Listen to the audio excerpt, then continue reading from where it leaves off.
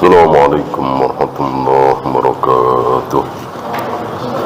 إن الحمد لله نحمده ونستعينه ونستغفره ونعوذ بالله من شرور أنفسنا ومن سيئات أعمالنا. من يهده الله فلا مضل له ومن يضلل فلا هادي له. أشهد أن لا إله إلا الله وحده لا شريك له وأشهد أن محمدا عبده ورسوله وبعد. Kita masuk bab baru, bab ke-249, ma yaquluhu 'indan naum.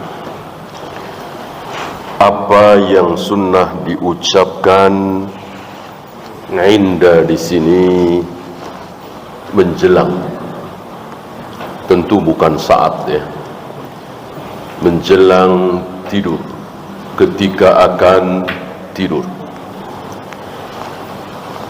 Pertama, beliau bawakan ayat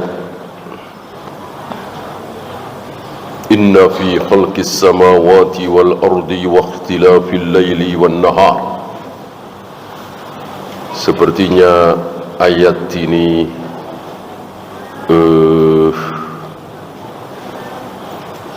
kurang nyambung ya. Tetapi melihat riwayat-riwayat yang ada, hadis-hadis yang ada, taulah kita ternyata nyambung. Seringkali para ulama membawakan judul yang seolah tidak nyambung dengan isi. Yang banyak melakukan ini adalah Imam Bukhari. Imam Bukhari. Ambil contoh misalnya ketika beliau membahas tentang sunnah-sunnah qiyamul lail ya. Beliau awali judul ini dengan hadis tentang, masih ingat, siwak. Hadis tentang siwak. Sepertinya nggak nyambung kan? Apa hubungannya? Gitu. Bukannya anjuran untuk qiyamul lail, pahala qiyamul lail, apa yang diucapkan di saat mau qiyamul lail, di akhir witir dan seterusnya. Tapi yang dibawakan pertama kali adalah hadis tentang siwak ya. Kemudian ketika beliau menulis judul bolehnya solat menghadap ke api, sutrohnya api, ternyata hadis yang beliau bawakan adalah solat kusuf, solat gerhana. Seolah nggak nyambung. Bagi yang tidak tahu tentu nggak nyambung ya. Bagaimana beliau mengimami solat gerhana dan di hadapan beliau ada surga, setelah itu diganti dengan neraka. Inilah Al-Imam Al-Bukhari. Maka ada ulama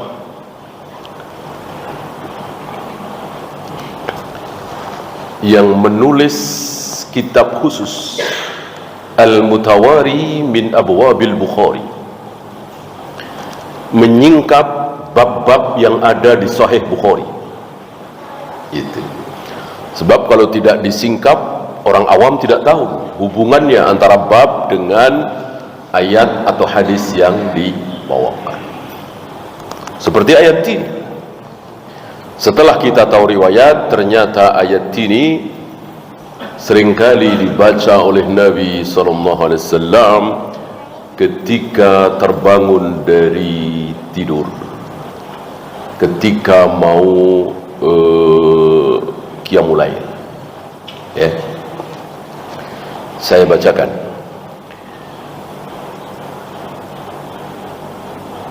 fi khalqis samawati wal ard, sungguh dalam penciptaan langit dan bumi itu, waqtilafil laili wan nahar, bergantinya antara malam dengan siang, la ayatin, sungguh terdapat ayat.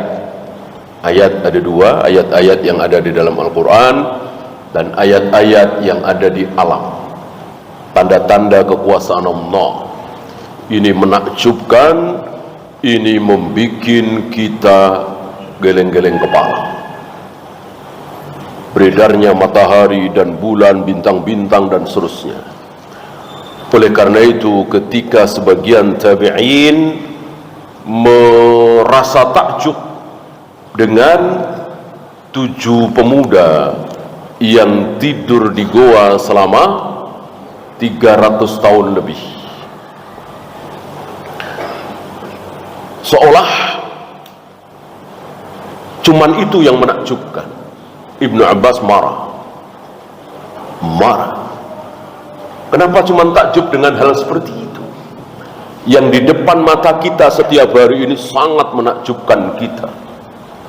Berjalannya matahari, bulan, bintang-bintang dan seterusnya di jagat raya alam semesta yang kita saksikan setiap hari, itu jauh lebih menakjubkan dari sekedar 7 pemuda yang ditidurkan oleh Allah selama 300 tahunan. Ini pandangan orang yang berilmu, tidak seperti pandangan orang-orang awam atau orang-orang bodoh atau anak-anak kecil. Anak kecil ya iya, hebatnya Al-Quran apa sih? Katanya mukjizat terbesar. Kan lebih hebat tongkatnya Nabi Musa, bisa membelah lautan, bisa berubah jadi ular. Itu anak kecil. Bahwa tongkat Nabi Musa adalah mukjizat, betul. Tapi dibanding dengan kemukjizatan Al-Quran, ya tidak ada apa-apanya. Luar biasa kemukjizatan Al-Quran. Yang tahu siapa? Yang berilmu, bukan anak-anak kecil, bukan orang-orang bodoh. Ya. Maka dikatakan tanda-tanda kekuasaan bagi siapa? Li ulil albab, yang mempunyai lub, jamaknya albab, hati, pikiran, akal. Kan orang ada yang luar biasa akalnya, ada yang biasa-biasa saja, ada yang bodoh awam. Ya.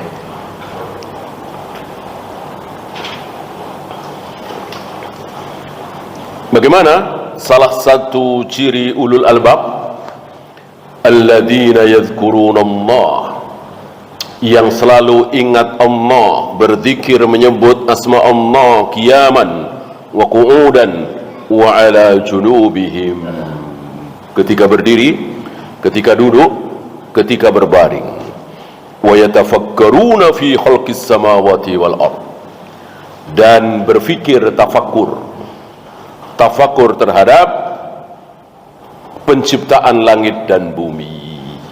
Ulul albab seperti itu, merasa takjub, merasa kita semakin kecil, merasa betapa ilmu Allah tidak terhingga setelah melihat apa yang ada di alam. Biasanya semakin berilmu semakin takjub. Kita tidak tahu apa yang ada di sel-sel tubuh kita, karena kita tidak atau bukan dokter. Tapi para dokter ahli banyak yang terkagum-kagum. Bagaimana jaringan sel, bagaimana jantung, bagaimana paru-paru, bagaimana ginjal, bagaimana darah mengalir dan seterusnya. Ini luar biasa menakjubkan sekali. Mengalahkan mesin-mesin yang paling canggih. Ya. Karena berilmu, kita yang nggak tahu, ya dikiranya biasa-biasa saja.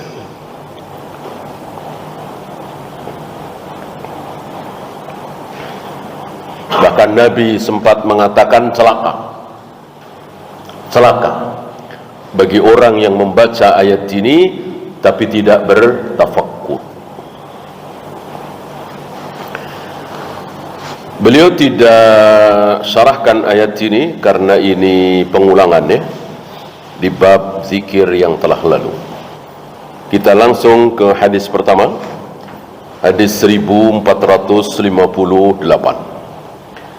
Wa an Hudzaifah wa Abi Dzar radhiyallahu anhuma, dua sahabat sekaligus meriwayatkan hadis ini, Hudzaifah bin Yaman dan Abu Dzar. Yang satu pemegang rahasia Nabi, yang satu seorang sahabat yang mencintai kemiskinan, cinta kepada orang-orang miskin, Abu Dzar.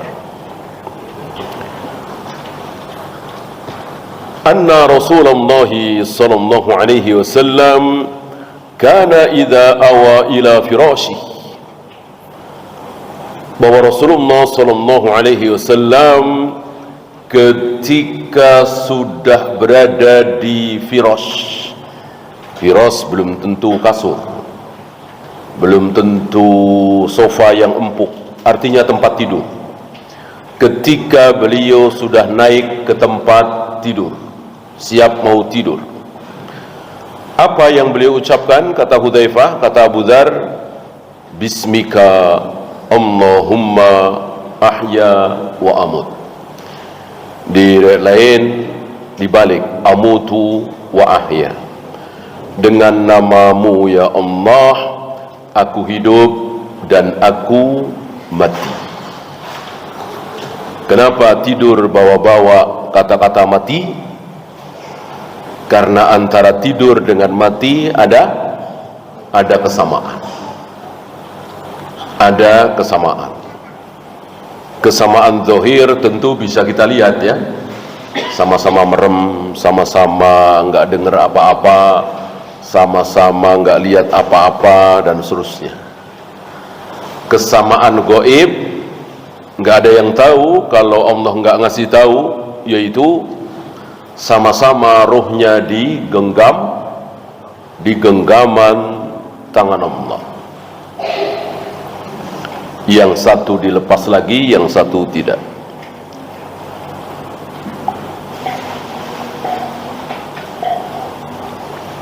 Dan ini berita gaib. Dan ini berita gaib. Antum masih ingat, terhadap berita gaib kita hanya bisa mengimani saja. Jangan dilarikan kemana-mana. Ya. Cukup bagi kita mengimani bahwa ketika kita tidur pulas, roh kita ada di genggaman tangan Allah. Nggak usah nanya, nggak usah dibahas. Berarti jauh sekali roh kita kan? Bukankah Allah jauh di atas arsy? Berarti berapa triliun kilometer itu? Ya. Kenapa ketika kita terbangun langsung sadar? Berarti cepat sekali itu dilepasnya. Tidak perlu. Ini gaib. Cukup kita yakini sampai di situ, titik. Bahwa ketika kita tidur, roh kita berada di genggaman tangan Allah, titik. Ya.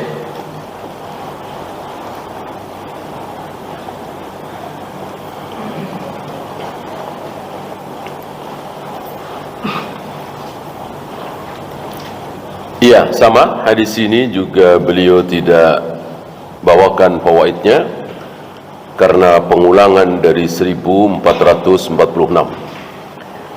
Kita lanjut 1459. Wa an Ali radhiyallahu anhu anna Rasulullah sallallahu alaihi wasallam qala lahu wa li Fatimah radhiyallahu anhuma.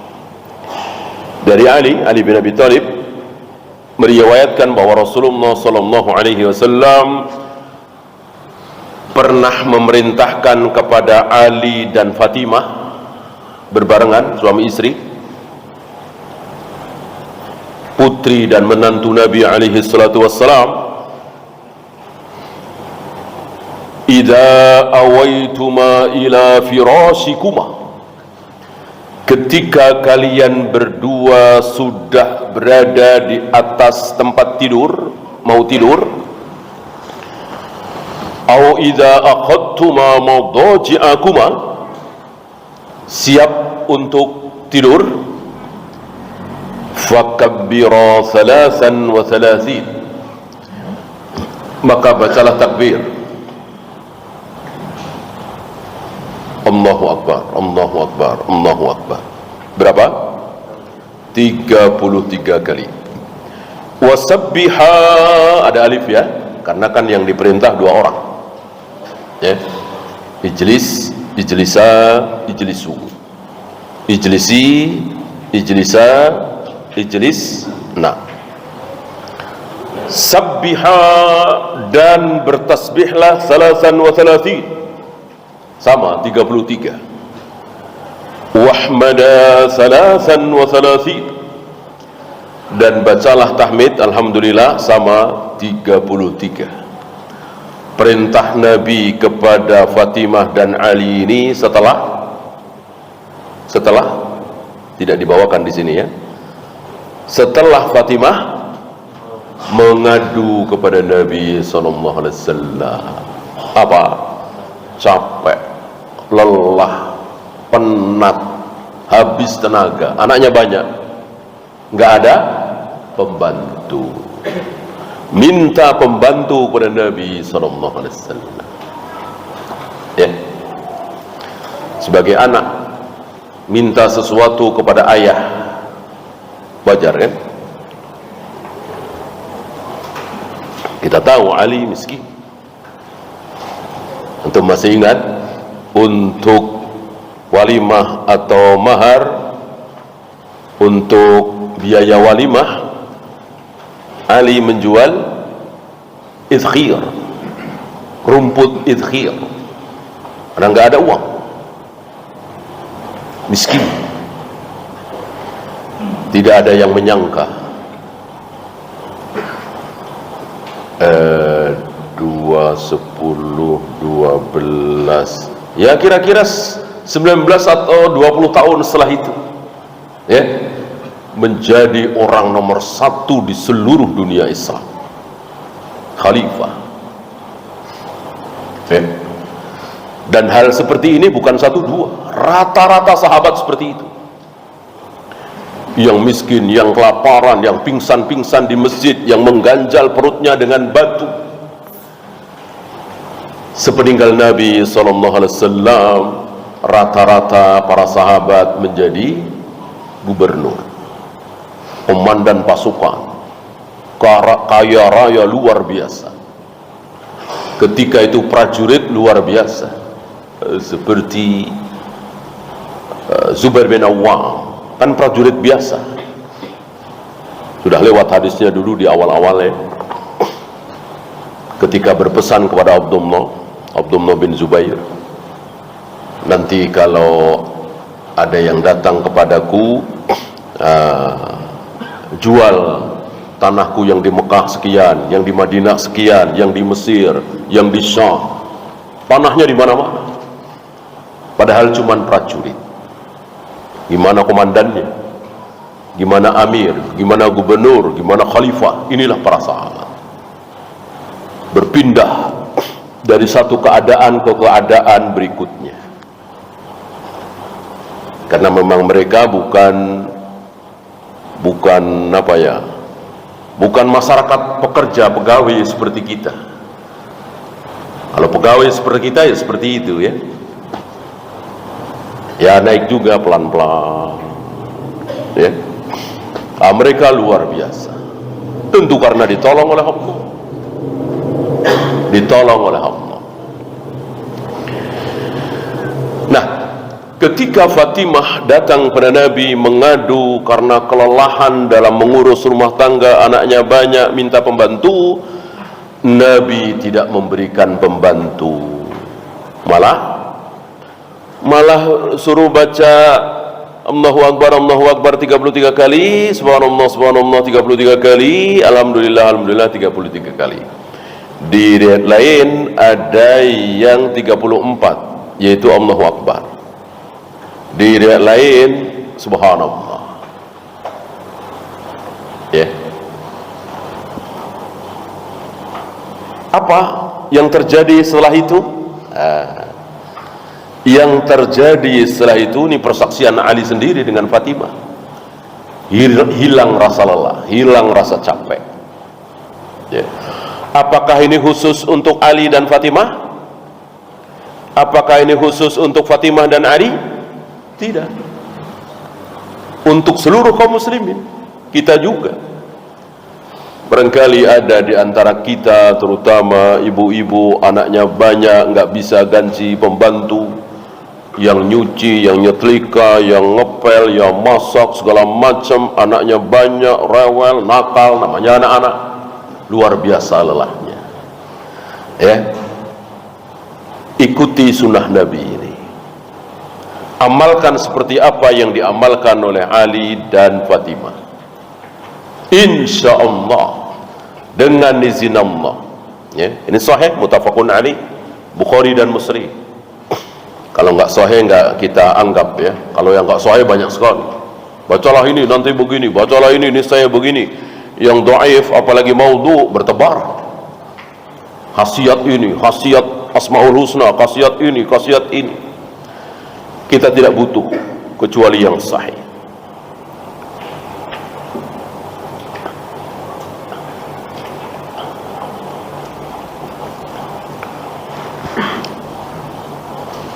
Sampai Ali mengatakan, ma taraktuhu mundu sami'tuhu minan Nabi sallallahu alaihi wasallam.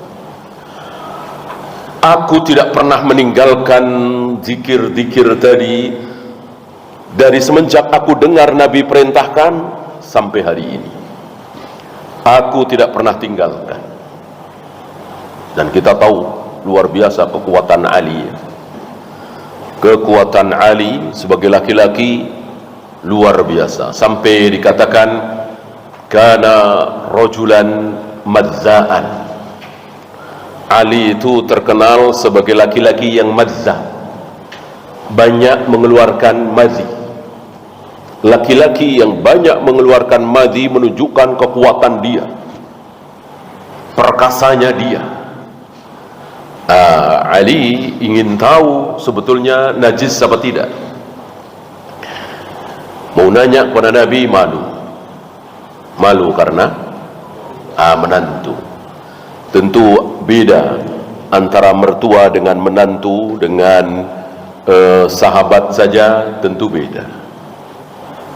Ya, insya Allah antum merasakan ya, ngobrol dengan teman, ngobrol dengan tetangga, ngobrol dengan mertua tentu beda ya kan. Tentu dibatasi ngobrol dengan mertua ya. Masa mau kawin lagi cerita-cerita mertua ya kan, tentu nggak enak ya. Beda sama yang bukan mertua. Maka Ali memerintahkan salah seorang sahabat untuk menanyakan kepada Nabi SAW, dan Nabi menjawab tidak najis. Madhi sama dengan wadi, tidak najis. Najis, yang tidak najis mani ya. Cuman najisnya ini tidak seperti air kencing, tidak seperti kotoran. Artinya ya betul-betul harus dengan air dan bersih. Kalau wadi, madhi karena memang sedikit, maka cukup diseka misalnya, cukup tidak perlu kemudian persis seperti kita mencuci pakaian kita dari air kencing, dari kotoran gitu ya. Semenjak aku mendengarkan itu dari Nabi SAW, aku tidak pernah meninggalkan zikir tadi. Ada yang nanya, wala lailata Siffin, termasuk di malam Siffin. Antum masih ingat apa itu Siffin? Perang Siffin karena memang terjadi di malam hari.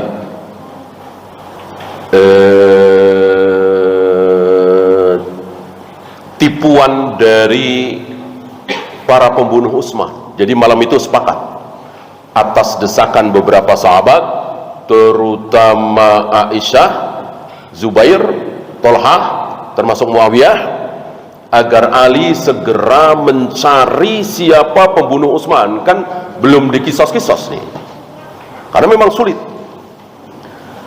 Nah, datanglah pasukan. Nah, Ali mengalah.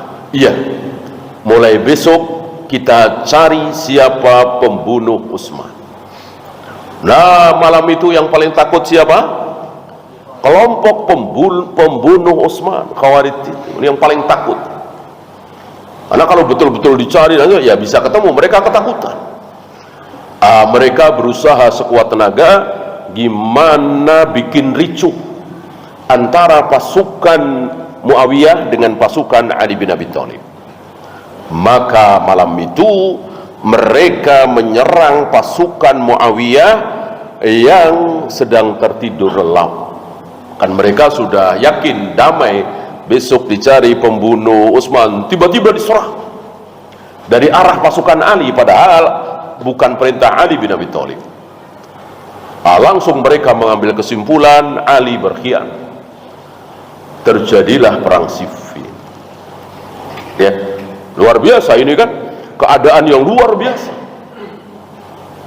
Nah, maka ada yang nanya kepada Ali, wala lailatas Siffin, termasuk di malam Siffin itu engkau tidak tinggalkan zikir tadi? Dijawab, wala lailatas Siffin. Iya, termasuk di malam perang Siffin aku tidak tinggalkan zikir itu. Inilah sahabat, ketika mengamalkan sunnah maka terus dipegangi. Bahkan sebagian mereka ada yang mewajibkan, ya kan, mewajibkan untuk dirinya sendiri, seperti Abdullah bin Amr bin As. Abdullah bin Amr, walaupun dia menyesal, tapi karena sudah terlanjur mewajibkan kepada dirinya sendiri, artinya saya tidak mau meninggalkan ini, dan berat bagi dia, ya.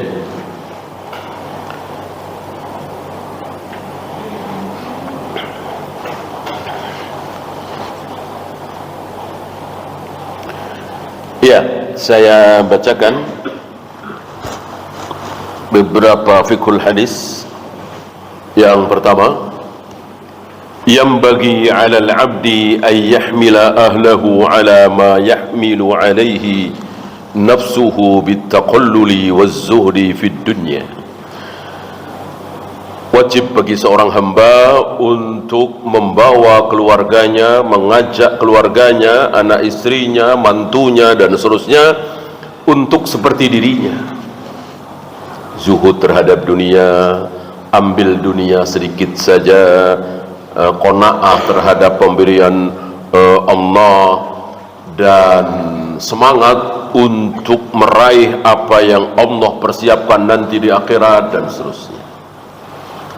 Jangan sampai ayahnya begitu zuhudnya, anaknya begitu rakusnya terhadap dunia. Jangan sampai seperti itu, ya.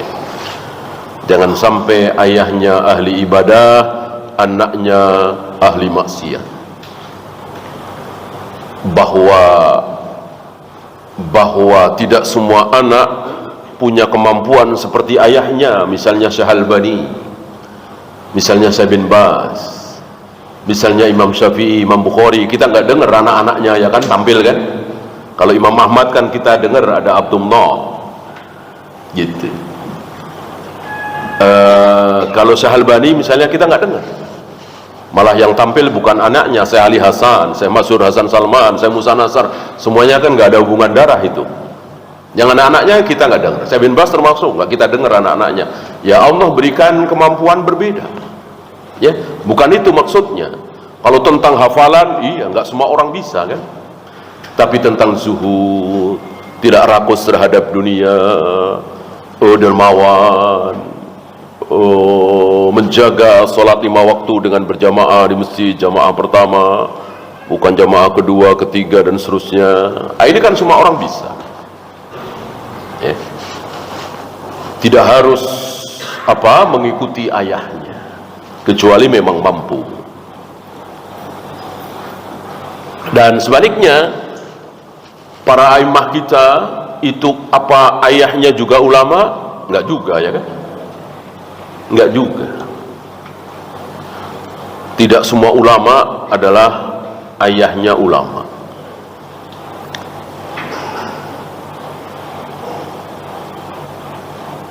Nah, ini dampak dari penolakan Nabi. Kenapa Nabi tidak memberikan pembantu? Kalau beliau mau, insya Allah bisa, sanggup, ya kan? Walaupun beliau tidak kaya raya kan, insya Allah bisa. Kalau beliau mau memberikan pembantu, khadim. Tapi beliau tidak mau mengajarkan, mentarbiyah, mendidik Fatimah untuk menerima kehidupan seperti ini. Nah, sebagai gantinya malah beliau perintahkan Fatimah untuk membaca tasbih, tahmid, takbir masing-masing 33. Kemudian wa min hadzal hadithi istadalla al-ulama'u ala wujubi khidmatil mar'ati lizawjiha. Dalil ini oleh para ulama dijadikan istidlal, dijadikan dalil bahwa seorang wanita wajib membantu suaminya. Kan ketika Fatimah mengeluh capek mengurus rumah tangga, anak-anak dan seterusnya, Nabi tidak bilang itu urusan suamimu, nggak bilang begitu ya. Itu tanggung jawab suami, gitu. Termasuk memberikan pembantu, tanggung jawab suami, mintalah sama suami, enggak.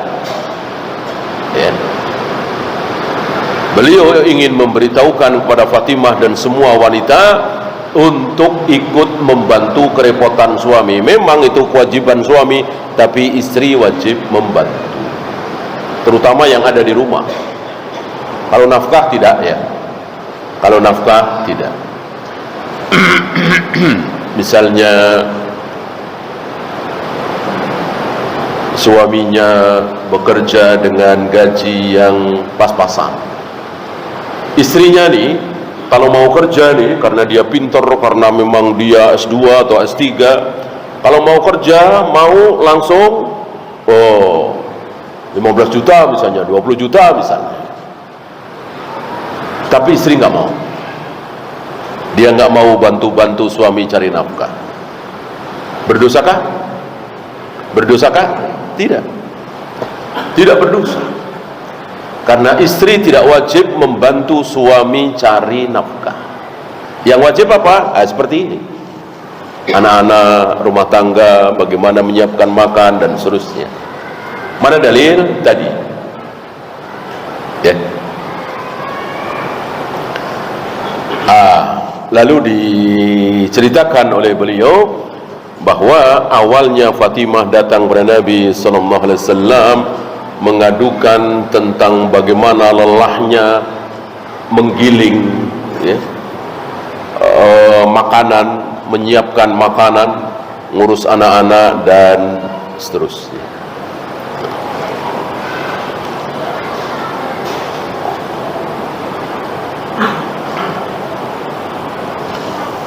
Kemudian man wadhaba ala hadha dzikri, barang siapa yang membiasakan zikir ini. Antum jangan sekali dua kali, seminggu dua minggu lalu berharap capeknya hilang. Jangan, ya. Ini butuh waktu, mungkin berbulan, mungkin bertahun, sebagaimana Ali dan Fatimah, ya. Sampai Ali jadi khalifah, kan perang Siffin beliau jadi khalifah, tidak tinggalkan itu. Man wadhaba ala hadza dzikr, barang siapa yang membiasakan terus setiap malam mengucapkan zikir tadi, lam yusibhu i'ya, insya Allah tidak akan tertimpa lelah, capek, letih. Ya. Lianna Fatimata syakat at-ta'aba min al-amali fa'ahalaha ala dhalik wa akhbaraha wa zawjaha annahu khairun lahuma min khadim.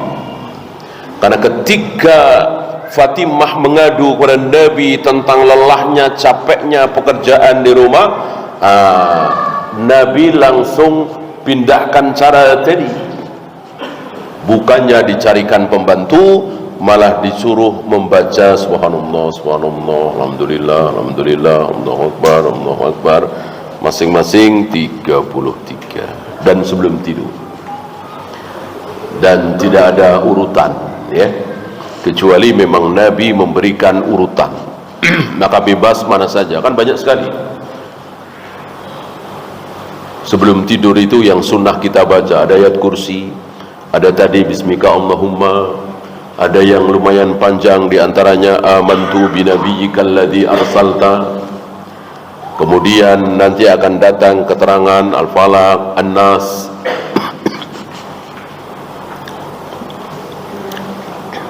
Mana dulu?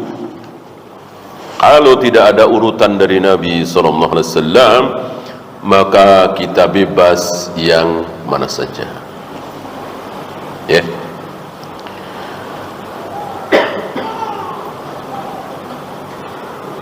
Ya, kita lanjutkan 1460. Wa an Abi Hurairah radhiyallahu anhu qala Rasulullah sallallahu alaihi wasallam, idza awa ahadukum ila firashihi, apabila salah seorang dari kalian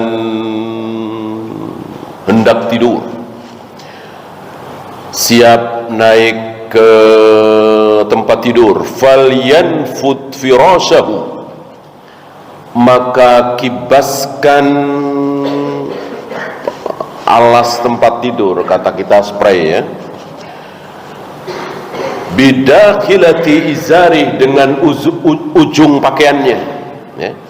Misalnya kita punya sarung dengan ujung pakaian kita, atau anduk atau apa, sederhana. Fa innahu la yadri ma khalafahu alaih, karena kita tidak tahu waktu kita tidak di situ ada apa di situ, kita tidak tahu. Ini Nabi mengajarkan kepada kita, bukan menakut-nakuti. Nabi mengajarkan kepada kita bukan menakut-nakuti, ya. Ada sesuatu di situ, ya. Misalnya jin, maka dia pasti akan hilang dengan satu kali, ya. Yang penting bismika rabbi wada'tu jambi, ya, ini yang penting. Atau bisa dengan bismillah, ya. Karena jin itu rapuh, lemah sekali dengan kalimat-kalimat Allah.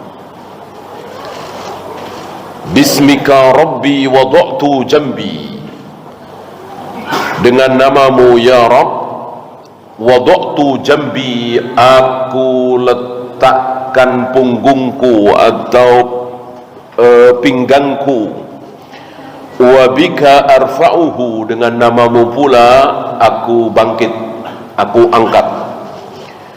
In amsakta nafsi, jika nanti engkau genggam nafasku, yang dimaksud roh, nanti kalau tertidur kan digenggaman tangan Allah, farhamha, maka sayangilah, ha kembali ke nafas atau roh.